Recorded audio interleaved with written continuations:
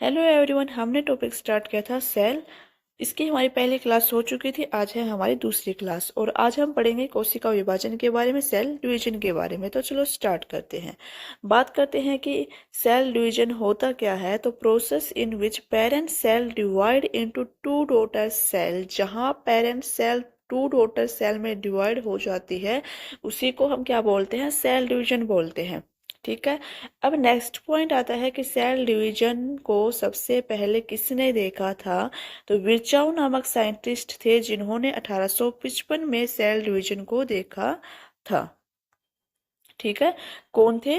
विर्चाउ नामक साइंटिस्ट थे जिन्होंने 1855 में सेल विभाजन या कोशिका विभाजन की खोज की थी। ठीक है।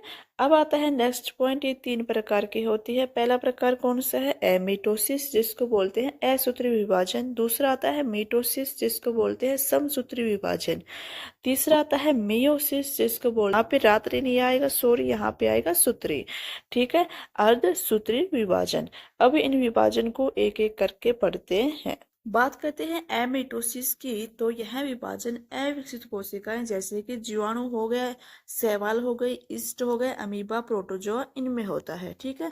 तो ऐसे पूछा जा सकता है कि जीवाणु में कौन सा विभाजन होता है, तो आंसर क्या आएगा? असूत्री विभाजन या बोलते हैं एमिटोसिस। ठीक है। अब चलते हैं दूसरे पर।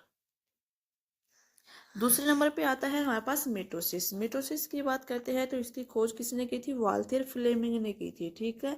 दूसरा पॉइंट बनता है कि यह 5 चरणों में पूरी होती है। आपको ये जो 5 चरण है वो सीरीज वाइज याद करने हैं। ऐसे नहीं है कि पहले कौन सा याद कर लिया, दूसरा कौन सा याद कर लिया, नहीं, इनको सीरीज वाइज याद करना है। क्योंकि क्वेश्चन ऐसे पूछा जाता है कि प्रोफेज अवस्था मिटोसिस की कौन सी अवस्था है या सेकंड अवस्था का नाम बताओ, ऐसे पूछ लिया जाता है। ठीक है। तो आपको इनको सीरीज वाइज याद करना है।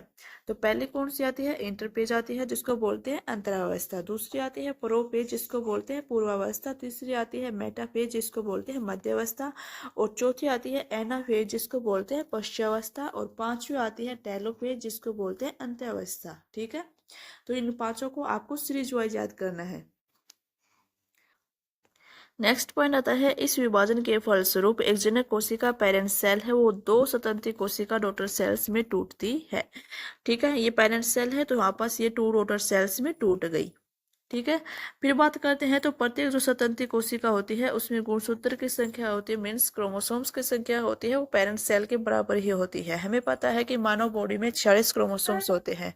ठीक है। कितने क्रोमोसोम्स होते हैं? 46 क्रोमोसोम्स होते हैं। तो प्रत्येक जो डॉटर सेल है उसमें भी कितने क्रोमोसोम्स होंगे? 46 46। ये नहीं है कि डॉटर सेल्स, दो डॉटर सेल्स है तो इसमें हाफ हाफ हो जाएंगे, प्रत्येक में 23 23 हो जाएंगे, नहीं, ऐसा नहीं है। दोनों में 46 ही क्रोमोसोम्स रहेंगे। ठीक है। अब नेक्स्ट पॉइंट आता है कि एनापेज सबसे छोटा होता है। और नेक्स्ट आता है यह विभाजन काई कोशिका सोमेटिक सेल में होता है। तो पूछ लिया जाए कि मिटोसिस विभाजन कौन सी सेल में होता है, तो आंसर क्या आएगा? सोमेटिक सेल में। ठीक है। तो यहाँ तक तो हमारे पास बात होती है मिटोसिस की। नेक्स्ट हम बात करेंगे म्यूसिस की, वो करेंगे नेक्स्ट वीडियो में। तब तक के लिए बाय बाय।